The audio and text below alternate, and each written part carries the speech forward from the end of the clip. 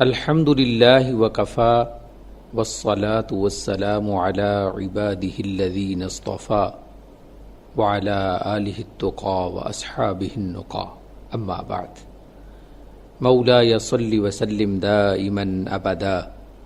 علی حبیبک خیر الخلق كلهم عن واثلة بن العسقع رضی اللہ تعالی عنہ قال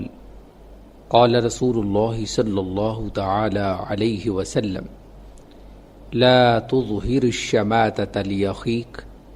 فيرحمه الله ويبتليك رواہ الترمذی رحمہ اللہ تعالی۔ سیدنا واثلہ بن اسقع رضی اللہ تعالی عنہ سے مروی ہے کہ رسول اللہ صلی اللہ تعالی علیہ وسلم نے ارشاد فرمایا، اپنے بھائی کی تکلیف پر خوش نہ ہو، ورنہ اللہ تعالیٰ اس پر تو کرم فرمائے گا اور تجھے اس مصیبت میں مبتلا کر دے گا۔ معزز سامعین کرام، دین اسلام محبت و الفت، اخوت و بھائی چارہ اور ہمدردی و غمگساری کا دین ہے۔ روز اول سے ہی حضور سرور کائنات فخر موجودات صلی اللہ تعالی علیہ وسلم نے حضرات صحابہ کرام رضوان اللہ تعالی علیہم اجمعین کی تربیت باہمی اخوت کی ان بنیادوں پر فرمائی۔ رب ذوالجلال جل مجدہ الکریم کا فرمان وَرُحَمَاءُ بَيْنَهُمْ اس کی واضح دلیل ہے۔ اسلامی برادری میں اس وصف خاص کی مسلمان شعراء نے بھی جا بجا تبلیغ کی۔ حضرت اقبال نے کہا، اخوت اس کو کہتے ہیں چبھے کانٹا جو کابل میں، تو ہندوستان کا ہر پیرو جواں بےتاب ہو جائے۔ دوسری جگہ فرمایا، ہو حلقہ یاراں تو بریشم کی طرح نرم، ہو رزم حق و باطل تو فولاد ہے مومن۔ خود حضور سرور دو عالم صلی اللہ تعالی علیہ وسلم نے ارشاد فرمایا، مومنین ایک دوسرے پر شفقت کرنے، ایک دوسرے سے محبت کرنے اور ایک دوسرے پر مہربانی کرنے میں ایک جسم کی طرح ہے کہ جسم کا ایک عضو اگر تکلیف میں مبتلا ہو تو پورا جسم اس تکلیف کو محسوس کرتا ہے اور اس تکلیف میں مبتلا ہو جاتا ہے، اور ایک عضو کی تکلیف کی وجہ سے تمام اعضائے جسم اگر رات بھر جاگنا پڑے تو جاگتے ہیں۔ مسلم شریف کی ایک اور حدیث پاک میں ارشاد فرمایا، المؤمنون كرجل واحد ان اشتكى عینه اشتكى كله وان اشتكى رأسه اشتكى كله۔ تمام مومنین ایک آدمی اور ایک شخص کی طرح ہے کہ اگر اس کی آنکھ میں تکلیف ہو تو پورا جسم تکلیف محسوس کرتا ہے، اور اگر اس کے سر میں تکلیف ہو تو بھی پورا جسم اس تکلیف کو محسوس کرتا ہے۔ اسلامی برادری کی باہمی محبت اور تعاون کا یہی دستور حیات ہے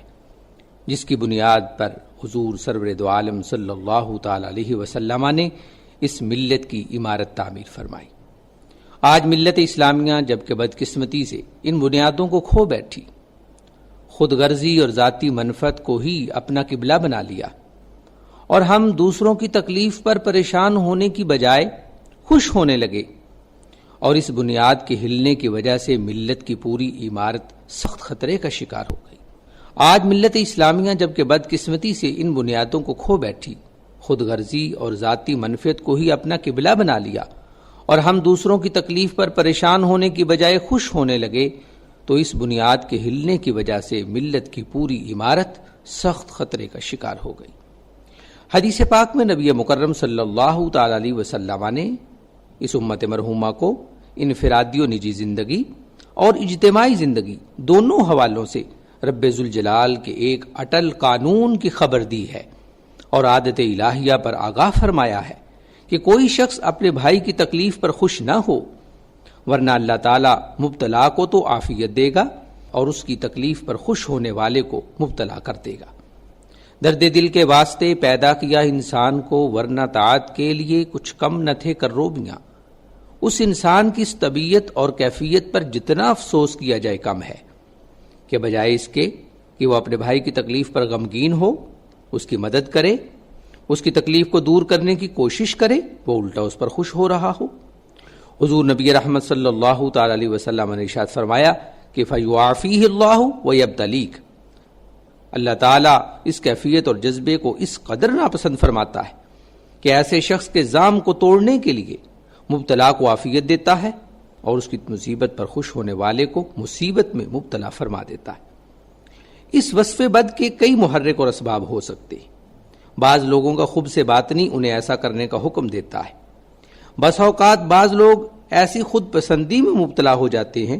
کہ وہ کسی کو اپنے سے بہتر اور خوش عیش دیکھنا پسند ہی نہیں کرتے۔ اگر انہیں اپنے سے کوئی بہتر نظر آئے تو اس کے زوال کے منتظر رہتے ہیں اور دعائیں کرتے ہیں کہ کہیں وہ حالات کی گردش کا شکار ہو جائے اور اس کی خوش عیشی میں اضطراب آئے۔ اور اگر وَتِلْكَ الْأَيَّامُ نُدَاوِلُهَا بَيْنَ النَّاسِ کے تحت کبھی وہ اپنی آنکھوں سے ایسا دیکھ لیں تو سمجھتے ہیں کہ ان کا خواب پورا ہو گیا اور ان کی دعا مقبول ہوئی، خوش ہوتے ہیں، پھولے نہیں سماتے، بگلے بجاتے ہیں، اپنے یاران موافق کو بتاتے ہیں اور ڈھونڈ ڈھونڈ کر انتہائی مصروفیات سے وقت نکال کر ان کا ذکر کرتے ہیں، مبالغہ آرائی کرتے ہیں، اپنے ریمارکس دیتے ہیں اور دل کی بھڑاس نکالتے ہیں۔ معزز سامعین، تھوڑا غور فرمائیں، آج ہمارے معاشرے میں یہ چیز کس قدر عام ہے، اور اس پر بھی غور کریں کہ یہ معاشرتی عادت جو آج فطرت ثانیہ بن چکی ہے، ان اسلامی معاشرتی اقدار سے کس قدر دوری ہے جن کا ہم نے گزشتہ الفاظ میں ذکر کیا ہے۔ کیا یہ اسلام کی تعلیمات سے ہماری دوری نہیں، اور ہمارے معاشروں کی خود غرضی کا منہ بولتا ثبوت اور ہماری حرص و ہوس اور ذاتی منفعت و خود پسندی کا شکار ہونے کی غمازی نہیں کرتا؟ ایسے معاشرے کے افراد خوش عیشی کا تمام سامان ہونے کے باوجود بھی حقیقی راحت سے محروم رہتے ہیں کہ ان کو دوسروں کی خوش عیشی بے چین اور پریشان کیے رہتی ہے۔ کتنی حیرت ہے کہ معاشرہ ایسی عادات و اقدار کو اپنا لے کہ مذہب و دین جس کے برعکس اقدار و اخلاق اپنانے کا حکم دیتا ہے۔ سامعین، آج امت مسلمہ دردناک زندگی گزار رہی ہے، چاہیے کہ ان کے غم میں بے چین ہوں اور عوام الناس سے لے کر حکمرانوں تک خود غرضی اور ذاتی منافع کو چھوڑ کر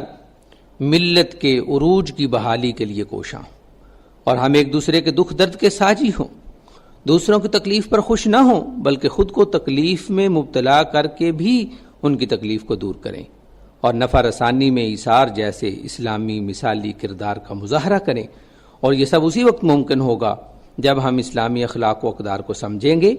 اور ان پر مکمل طور پر عمل پیرا ہونے میں دنیا و آخرت کی فوز و فلاح یقین کریں گے۔ وصلی اللہ علی حبیبہ محمد وآلہ وصحبہ وسلم۔